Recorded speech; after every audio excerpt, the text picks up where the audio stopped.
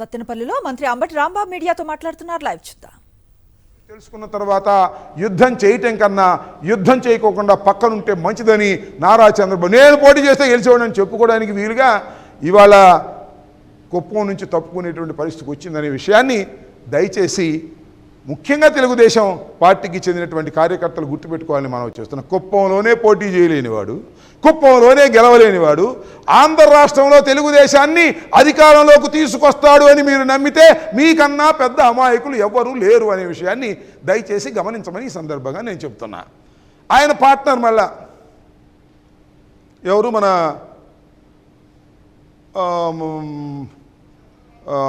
దత్తపుత్రుడు ఆయన ఏం మాట్లాడుతున్నాడు నిన్న పవన్ కళ్యాణ్ గారు. ఆయన మొట్టమొదటి ఏం చెప్పాడు రాజకీయాల్లో, నేను చెగువీర వారసుణ్ణి, నీతి నిజాయితీగా ఎన్నికల్లో పాల్గొనేటటువంటి తత్వం కలిగి వాడిని, జీరో బడ్జెట్తో ఎన్నికలు చెయ్యాలి అని చెప్పినటువంటి పవన్ కళ్యాణ్ గారు ఇవాళ ఏమంటున్నాడంటే డబ్బులు ఖర్చు పెట్టలేయో, ఎలక్షన్లో డబ్బులు ఖర్చు పెట్టకపోతే కుదరదు, డబ్బులు ఖర్చు పెట్టవలసిందే, ఓట్లు కొంటారో లేదో మీ ఇష్టం, ఓట్లు కొనొద్దని మాత్రం చెప్పటల్లా. చెగువీర వారసుడు, కమ్యూనిస్టులే నిజమైన దేశభక్తులు అని చెప్పినటువంటి పెద్ద మనిషి, ఓట్లు కొన్నా పర్వాలేదు అనేటువంటి స్థాయికి ఎందుకు దిగజారిపోయావు పవన్ కళ్యాణ్ గారు, దీనికి సమాధానం చెప్పాల్సినటువంటి అవసరం ఉందని మనం చేస్తున్నా.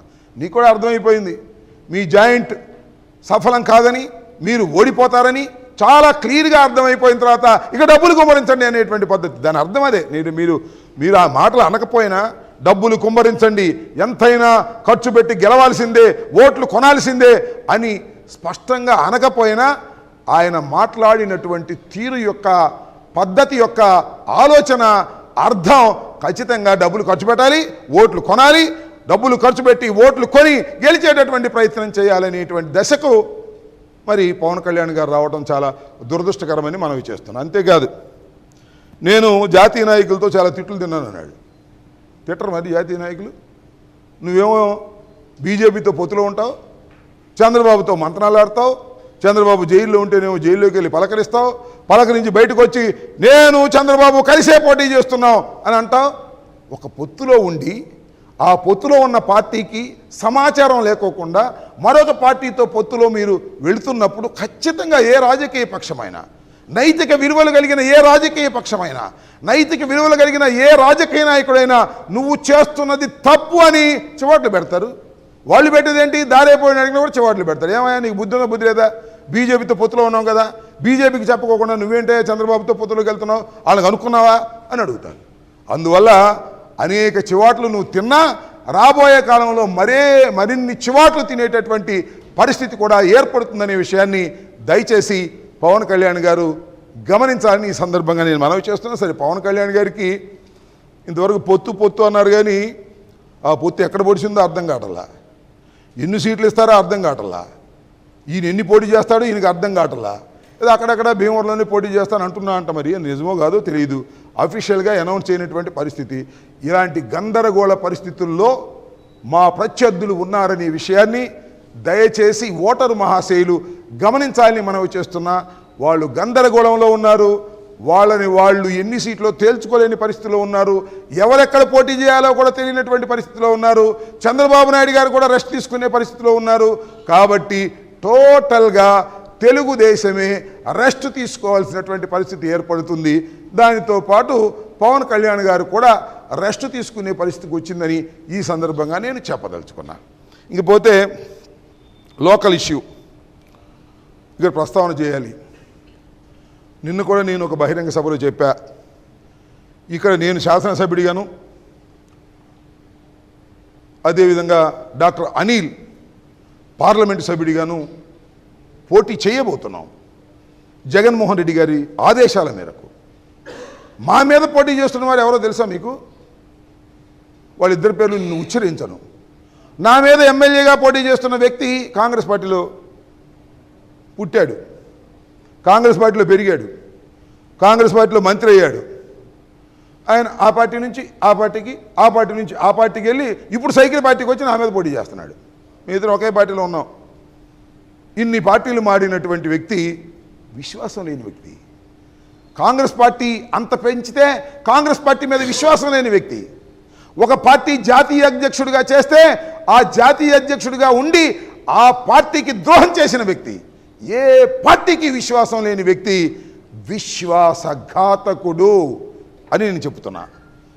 మరి అనిల్ గారి మీద పోటీ చేసే వ్యక్తి మా పార్టీలోనే పుట్టాడు. వాడి కుటుంబం అంతా చాలా సందర్భాల్లో పార్లమెంట్కి వెళ్ళాలని ప్రయత్నం చేశారు. అంతకుముందు మీకు గుర్తుండే ఉంటుంది. ఎక్కడ సందు దొరకలా. కేవలం జగన్మోహన్ రెడ్డి గారు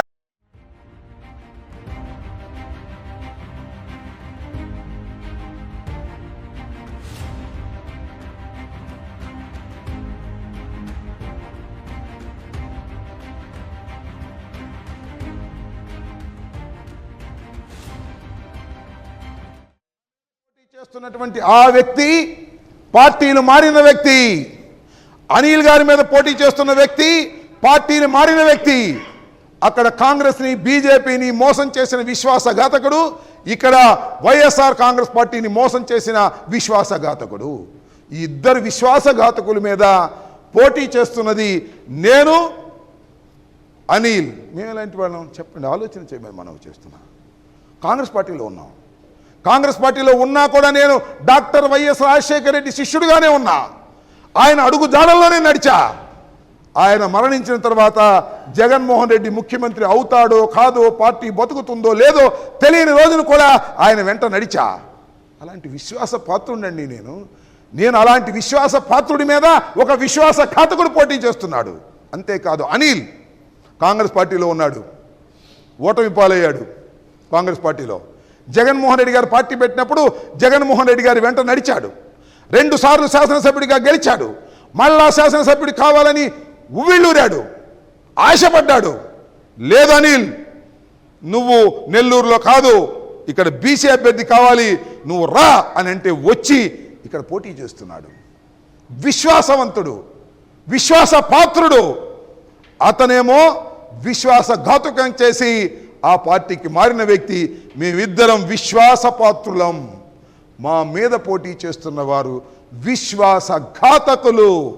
అందుకే ప్రజలకు పిలుపునిస్తున్నా, ఓటరు మహాశైలను ప్రార్థిస్తున్నా, వేడుకుంటున్నా, విశ్వాస పాత్రులకు అండగా నిలవండి.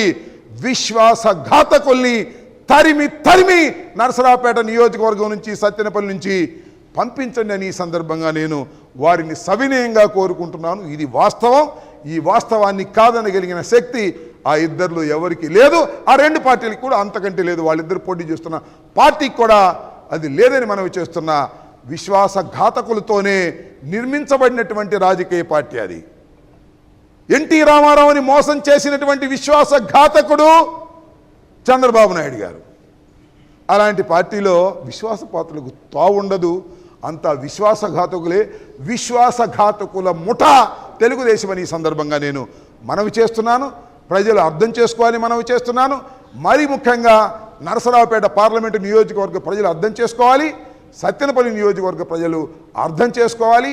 ఇది సత్తెనపల్లి నియోజకవర్గం వావిలాల గోపాలకృష్ణయ్య గారి లాంటి గొప్ప వ్యక్తులు రిప్రజెంట్ చేసినటువంటి నియోజకవర్గం అని ఈ సందర్భంగా నేను గుర్తు చేస్తూ ప్రజలందరూ కూడా ఆలోచించమని మీ ద్వారా వారిని కోరుకుంటున్నాను.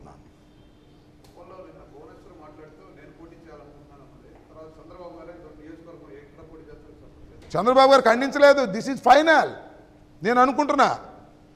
భువనేశ్వర్ గారు ఏమన్నారు, మా ఆయన రెస్ట్ తీసుకుంటాడంది, నేను ఇక్కడ పోటీ చేస్తానన్నారు. చంద్రబాబు గారు నేను రెస్ట్ తీసుకొని నేను పోటీ చేస్తాను అనలా. Is taking rest, is happy to take rest. ఆయనే కాదు, ఆయన పార్టీ కూడా హ్యాపీ టు టేక్ రెస్ట్. ఇది ఆలోచించి వారు చెప్పించినటువంటి మాటే కానీ ఏదో భువనేశ్వరి గారు పక్కన అలా అనుకోకండి. ఒక భువనేశ్వరి గారు చంద్రబాబు నాయుడు గారి సతీమణి, ఎన్టీ రామారావు గారి కుమార్తె, లోకేష్ గారి తల్లి. ఆ మాట అంది అంటే చాలా ఆలోచించుకుని అన్నారు.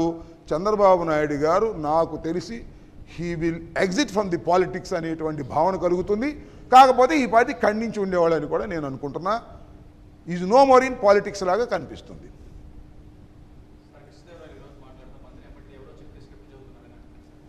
అసలు ఎవరో చెప్తే చెప్పే అలవాటు నాకు లేదు. నా మనసులో భావాలను నేను వ్యక్తం చేస్తాను. పార్టీ లైన్ కూడా నేను తెలుసుకుంటాను. పార్టీ లైన్ తెలుసుకుని అలా మాట్లాడతాను తప్ప నేను చెప్పిన దానిలో అవాస్తవం ఉంటే చెప్పమనండి ఎవరినైనా. ఆయన విశ్వాసఘాతకుడు కాదా? నా మీద పోటీ చేస్తున్న వ్యక్తి విశ్వాసఘాతకుడు కాదా? ఎక్కడైనా విశ్వాసంగా పనిచేశారా? విశ్వాసంగా పనిచేయటువంటి ఏంటి? నీకు పదవి లేదు అన్నా కూడా ఉండాలి, అది విశ్వాసం. నీకు పదవి లేదంటే పారిపోతానంటే హౌ? ఎలా రాజకీయ పక్షాలని, ఎలా రాజకీయ పార్టీలని మేనేజ్ చేయగలుగుతారు నాయకులని అడుగుతా ఉన్నా. ఒక్కో సందర్భంలో 4 రోజులు ఆగమంటారు, ఒక్కో సందర్భంలో ఇక్కడ కాదు అక్కడ పోటీ చేయమంటారు, ఒక్కోసారి ఈ టర్మ్కి ఆగమంటారు, లేదు ఇక్కడ కాదు అక్కడ పోటీ చేయమంటారు. ఇది పార్టీ యొక్క నిర్ణయం. పార్టీ నిర్ణయానికి కట్టుబడుకోకుండా తన నిర్ణయాలకు పార్టీని వాడుకోవాలని ప్రయత్నం చేసేవారు విశ్వాసఘాతకులని అంటాను. ఇదే నిర్వచనం నేను భావిస్తున్నాను రాజకీయాల్లో ప్రస్తుతం. ఇది కాదంటే చెప్పమనండి.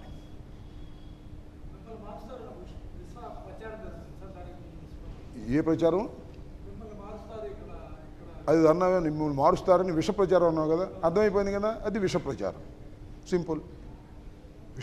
రాజకీయాల్లో అనేక ప్రచారాలు జరుగుతూ ఉంటాయి. నాకు కూడా ఇష్టమే, అనేక ప్రచారాలు జరుగుతుండాలి. నేను చెప్పాను కదా మీకు, చాలా సందర్భాల్లో చెప్పా, మళ్ళా చెప్తున్నా, దయచేసి అండర్లైన్ చేసుకోండి. Either negative or positive. అమృత ప్రచారం కానీ విష ప్రచారం కానీ ఏ ప్రచారమైనా జరుగుతూ ఉండాల్సిందే. Either positive or negative, always on the screen మీద నా మీద చర్చ జరుగుతూనే ఉంటుంది. రాంబాబు గారిని తిట్టేవాళ్ళు ఉంటారు, పొగిడేవాళ్ళు ఉంటారు, విషం కక్కేవాళ్ళు ఉంటారు, అమృతం జల్లేవాళ్ళు ఉంటారు. ఇదంతా సహజం. ఇప్పుడు కూడా యాక్టివ్గా ఉండేటటువంటి పొలిటీషియన్ని కొరకరాని కొయ్యిగా అనిపిస్తాను కొందరికి, అందుకని కొరకడానికి ప్రయత్నం చేస్తారు. వాళ్ళు కొరకపోతే ఎవరి చేత కొరికించాలని ప్రయత్నం చేస్తారు, ఎవరి చేత కొరికించడానికి ప్రయత్నం చేయకపోతే దుష్ప్రచారం చేయాలనుకుంటారు, దుష్ప్రచారం కొరకపోతే విషప్రచారం చేయాలనుకుంటారు. విష ప్రచారాలకి దుష్ట ప్రచారాలకి భయపడేటటువంటి తత్వం కలిగిన రాజకీయవేత్తను కాదు. ఇవన్నీ చూసి 66 సంవత్సరాలు నిండిన వాడిని నేను. 30 సంవత్సరాలకి ప్రత్యక్ష రాజకీయాల్లోకి వచ్చిన వాడిని. అంటే ఎంత? చంద్రబాబు అంత కాకపోయినా 36 సంవత్సరాలు రాజకీయాల్లో బ్రతికిన వాడిని. కింద పడ్డాను, మీద పడ్డాను, ఓడిపోయాను, గెలిచాను, అంతే తప్ప రాజశేఖర రెడ్డిని మాత్రం వదలలేదు. అది గుర్తుపెట్టుకోమని మనం చేస్తున్నా. డే 1 రాజశేఖర రెడ్డి వెంట ఉన్నాను, చచ్చేంత వరకు రాజశేఖర రెడ్డి గారు చనిపోయినా ఆయన కుటుంబం వెంట ఉంటాను. అది నా కమిట్మెంట్, అది నా విశ్వాసం. అందుకే నన్ను నేను విశ్వాసపాత్రుడిగా చిత్రీకరించుకుంటున్నాను. కాదని చెప్పమనండి.